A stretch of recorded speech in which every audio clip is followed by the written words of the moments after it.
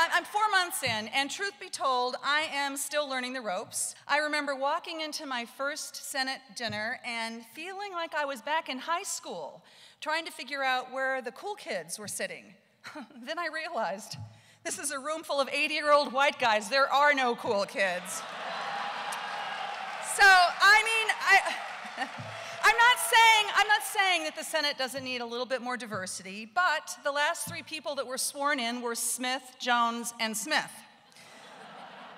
So then comes the State of the Union, and all the senators are congregating on the Senate floor, waiting to walk over to the House side to hear the president's speech. And then all of a sudden, like, it's weird, like everybody starts pairing up like they're, Noah's Ark or something, to walk over to the other side. And before I know what's happening, I'm the new girl, I don't know, and I'm stuck with the person that no one wants. Now, to his credit, Ted Cruz was really nice about it.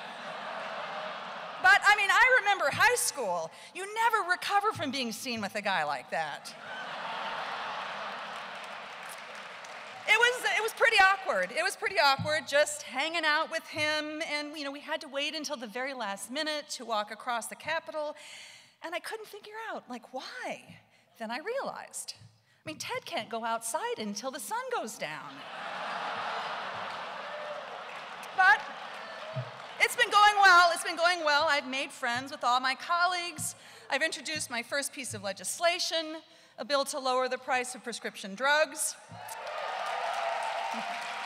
And I've formed some bipartisan coalitions on issues like mental health and the opioid crisis.